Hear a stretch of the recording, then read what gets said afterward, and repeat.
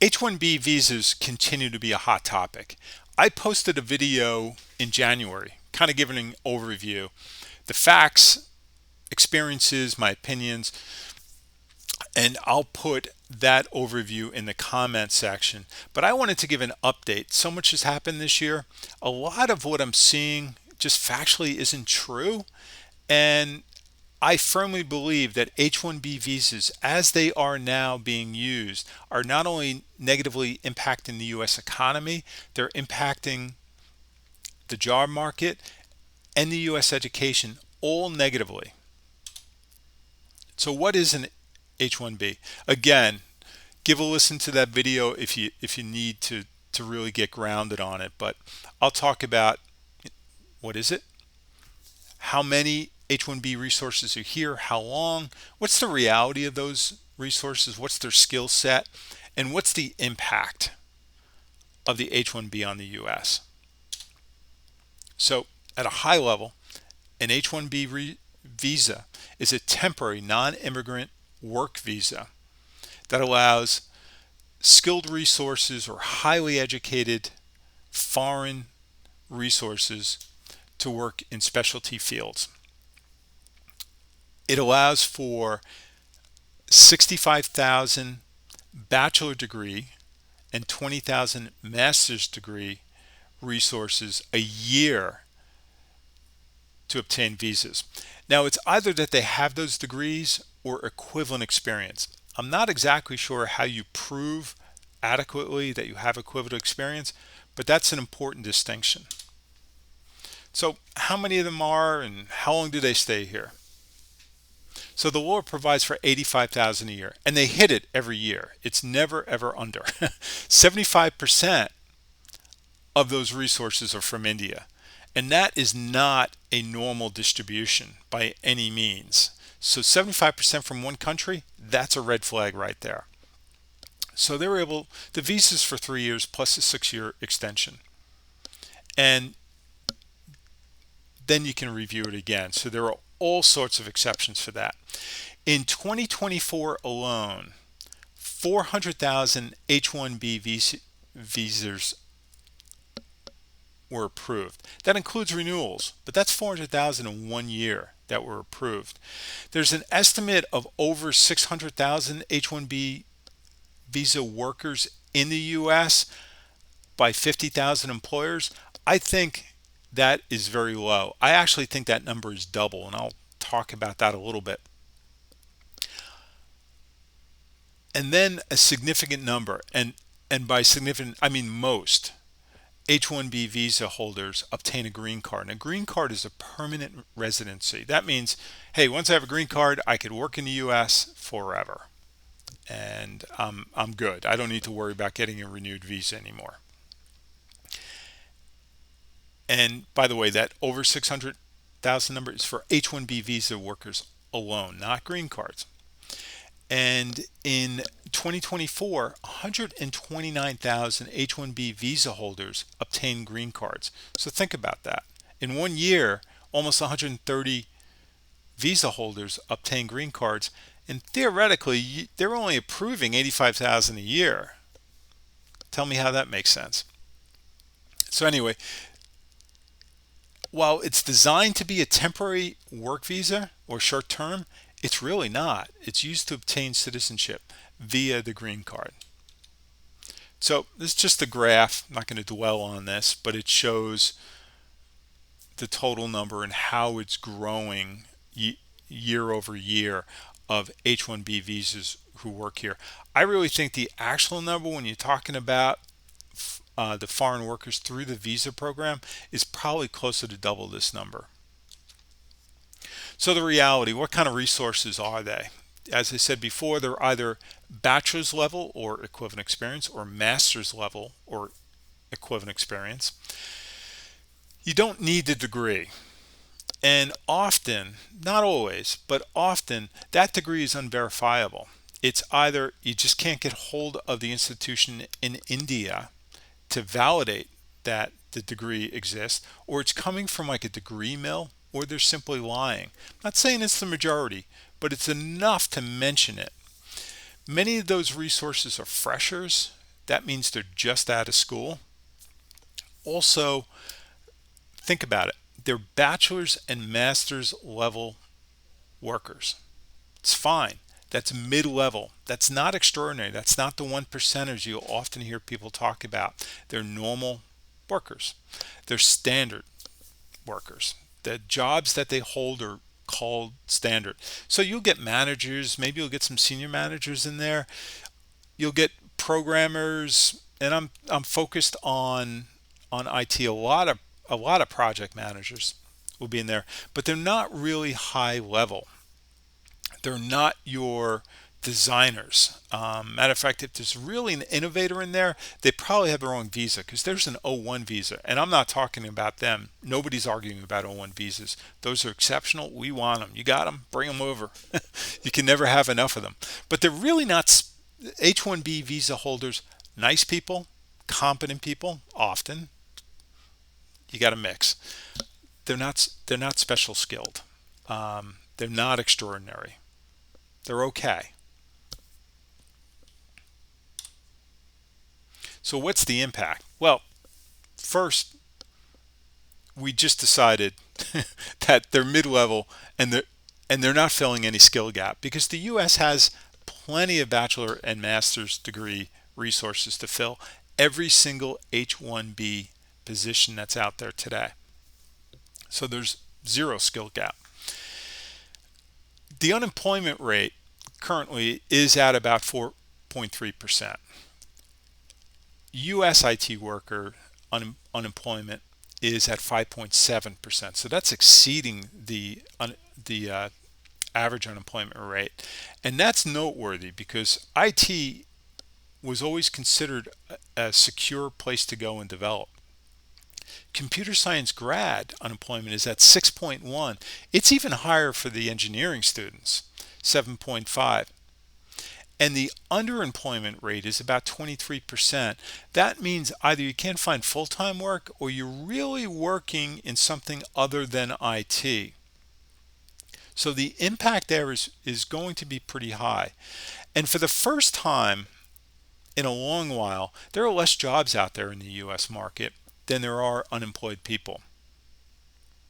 So not only is there no skill gap, because we have enough US citizens with those skills, there's no resource gap. We have more people than we have jobs. So there's no reason to be importing people when US citizens are unemployed. Also, if you look at it, the H1B rules is that H1B visa holders are supposed to be paid more than US citizens. The reason for that is so that companies don't use the H1B program to just undercut wages. That was the whole intent. However, and you can argue with me on this, but let's just call it, for the sake of argument, and it's true, is that whatever that median salary is, we're seeing that H1B visa holders are 65% of them are below that median. So H1B visas are supposed to get paid probably $10,000 more than a US citizen. 65% of them are falling short of the median, which is breaking the rules. Actually, all of the rules for the H1B visa are being broken. So as we look at it, what's the impact? There's no skill gap. There's no resource gap. They're taking the jobs, and they're driving down the wages.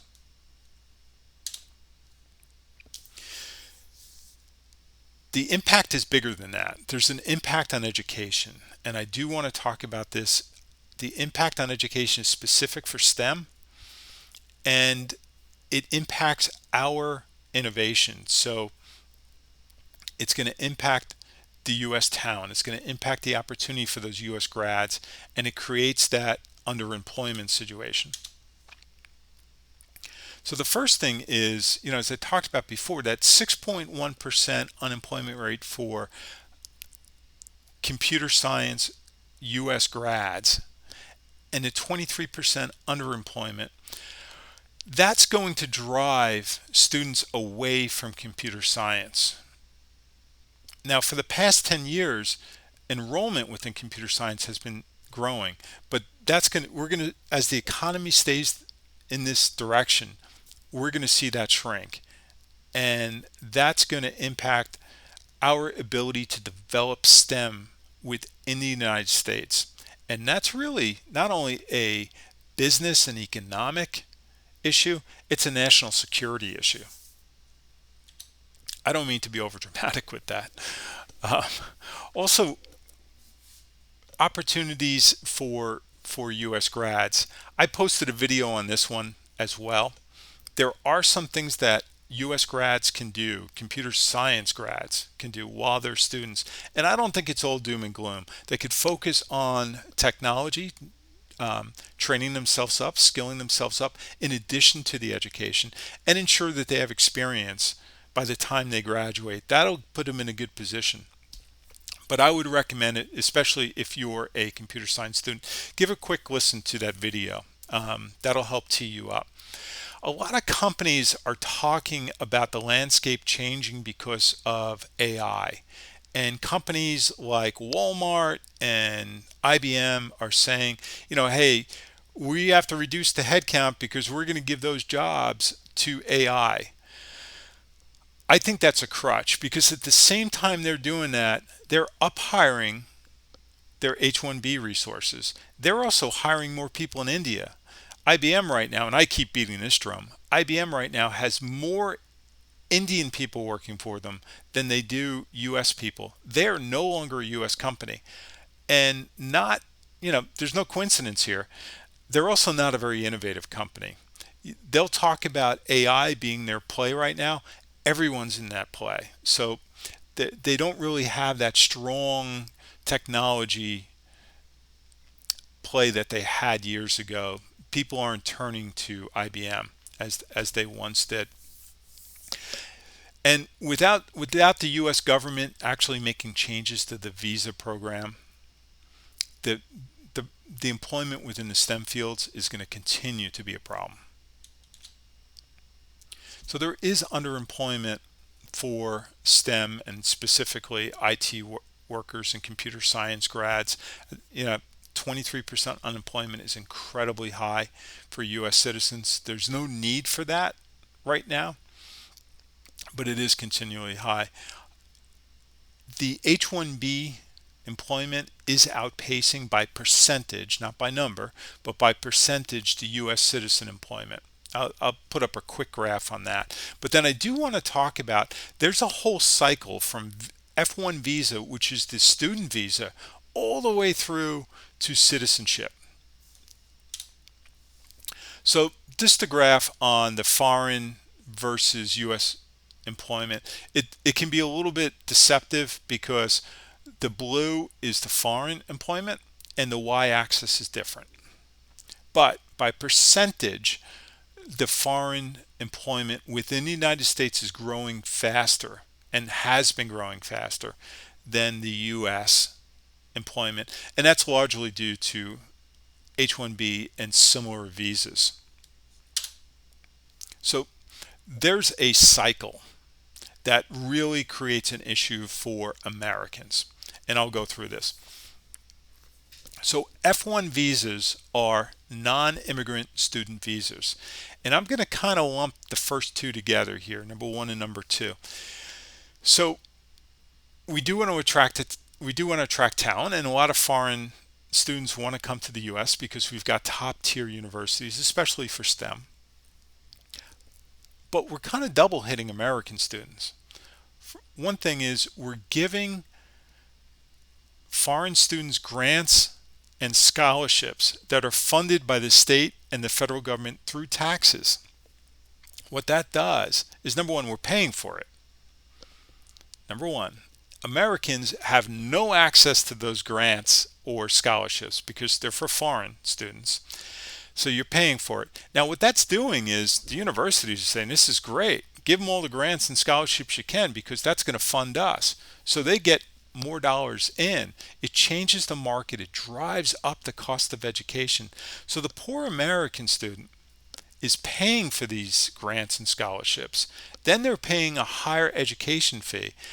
And because they're paying higher education tuition, they're taking out loans and they're graduating with these higher loans. So it's really damaging the education system within the United States. And because of the outcome where it's tougher for STEM students to get employment within the US, it's going to drive them away from STEM education, which is bad. Now I'm going to group 3, 4, and 5 together. So the F1 student, the F1 visa student, as they're graduating, is able to apply for and get a OPT extension onto their F1 student visa. That's an optional practice training. Um, so they're able to get employment under their F1 visa and stay for an extra 3 years. And why that matters, and the reason why I'm lumping 3, 4, and 5 on this cycle here together, is when we talk about the consulting companies who hire H1B visa folks. They'll work with, and I'll use a use case, Accenture. It's a consulting company. They hire mostly H1B visa employees. They hire them, and then they go to companies like a TIA Financial Services and say, hey, we'll give you a contract for a good rate, and you give us X number of IT jobs. And they sign the deal. Good deal for TIA in one sense, in a rate sense, and great deal for Accenture. Now they own these jobs. They're going to give them to visa holders. Those jobs are now, even though TIA is an American company servicing American customers, those jobs, those IT jobs, are now not available to the American worker. So what they do is they kind of lump the H1B visa people together to get that rate, that discounted rate, to bill to TIA. So they're undercutting U.S. wages right there. But what they're also able to do is they'll hire the F1 OPT visa holder, and because they're what they consider a fresher, that's somebody who's just out of school with no experience, they'll pay them a lower rate. They'll still charge TIA whatever rate they agree to, but the F1 person is going to get a lower rate. The good news for the F1 visa holder is they're going to get work experience. They're going to work for the 3 years, and they're going to be able to apply and get sponsored by Accenture for H1B. Now they've got 9 years ahead of them on H1B. Life is good. Throughout all of this, we'll go to number 6. They're going to remit part of their salary to their family, which is great, back in India. And I'm focusing on India. They own 75% of the H-1B visas, so I'm sure they can deal with me focusing on them. And some of that remittance is also going to go to agents. It could be the consulting firm or other people who help facilitate this whole cycle. So they're paying part of the salary, and they agreed to do it, to fund this whole endeavor of H-1B and other visas within the U.S. market.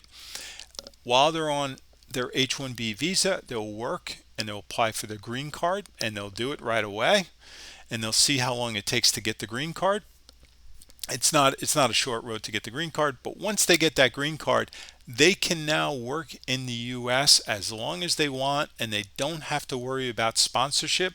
They don't have to worry about renewing a visa. They're permanent resident. And they can take as long as they want if they decide to get citizenship. And I don't know of a single India resource that ever came in through this process from F1 to H-1B to green card to citizen that ever relinquished their Indian citizenship. So now they're a dual citizen. And what they're doing is, and it's demonstratable, and it's part of the process, is they're feeding the cycle. They're exclusively discriminating, hiring Indians, discriminating against Americans, and starting the whole thing over again, having new students come in, become H1B, green card, citizen, and it's building. Now you've got a citizen base that is really not dedicated to the US. It's dedicated to bringing on more Indians. And I don't mean to sound Indian phobic. I'm not. I actually have had some great success working with Indian counterparts. But this is reality, and it may be tough to hear for some people. So those people that may be tough to hear, talk to me about the downside to ending the H1B visa. And it's fine. You've got a voice. Everyone's got an opinion. So what is the downside to ending the H1B visa program? I hear it's going to decrease salaries. It's going to decrease innovation in the U.S. It's going to decrease diversity in the U.S.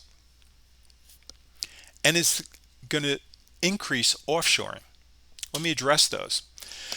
The biggest survey I've seen, the biggest study, is by George Mason University. And their study showed that U.S. salaries were higher where H1B resources existed. And that's very true. They are higher. But what George Mason University didn't do, I looked at their survey, I looked at the data they used, they didn't normalize the data. It's kind of a data analysis 101. They failed at it. H1B resources typically are in bigger markets. Those markets pay more. The U.S. salaries would be higher in those markets with or without H1B resources there. As a matter of fact, since 65% of H1B resources are below that median salary range, they're driving down the salaries of U.S. American workers in those markets. So it's actually 180 degrees opposite of what George Mason found. It'll decrease innovation. I hear this all the time. And the number one thing I hear being referred to, and it's true, 23% of U.S. patents are by immigrant workers. That is absolutely true. America is the land of immigration, and I think that's how we thrive. H1B visa holders and other visa holders are non-immigrant visa holders. They aren't creating these patents. Not that they don't create any U.S. patents. They're not making up the large part of this. So it's a little bit of deception that we're hearing. Innovation begins with the U.S. anyway. It always has, especially around STEM. And by the way, nobody's looking to shut down immigration in the U.S. I've heard that the current president, who seems to be pretty tough on immigration, he's not talking about shutting it down. And there's zero evidence that if an American was in that position, that they wouldn't have created that patent anyway. So it's the person who's creating the patent, it's their job to create that patent and develop the patent. So there's no great science to this, and I don't think a U.S. workforce is going to decrease in innovation. It never has in the past. I don't know why it would in the future. So H1B visa is going to decrease diversity. With a distribution like 75% of H1B visa holders being from India, I don't know how it would ever decrease diversity. If anything, it would increase diversity. And if you look at how this is being distributed, the H1B visa holders, the top two countries there in three of these are BRICS. And BRICS is really, their goal is to dislodge the US as the fiat currency. So I would say India, China, and Brazil are economic enemies of the United States. So why are we handing them these visas and these jobs and this ability to continue to take over more and more jobs within the US market is beyond me. And there's a number of lawsuits of companies that use H1B resources that are discriminating against Americans. And I'll leave those there, but they're in the news, and it's pretty out there. So if you got rid of H1B, is it going to increase offshoring? I don't know, maybe. Maybe we might see some offshoring increase. However, onshoring U.S. resources are supposed to be cheaper than H1B resources. So if anything, if we got rid of them, it should drive down the cost for these companies. But we already know they're breaking the rules. They're breaking the law, and they're charging H1B visas less than American. They're using it to drive down wages. So I'll give you that. It's gonna bump up wages because the H1B visa law is being broken. However, if you start to offshore too much to India specifically, you're going to drop in quality and efficiency. There is no doubt over the past 10 years that the ability and capability of the folks in India have grown, and they have built centers of excellence. There's no doubt. But there's also no doubt for anyone who's turned over a project to India that it typically needs to get reworked. The quality is not there, the efficiency is not there, and you know what? The innovation isn't there. So maybe might see some more offshoring. I don't think that would last. I think we're kind of at the max now. If not the max, I don't think we're going to see an exponential growth in offshoring. I think offshoring will continue for sure.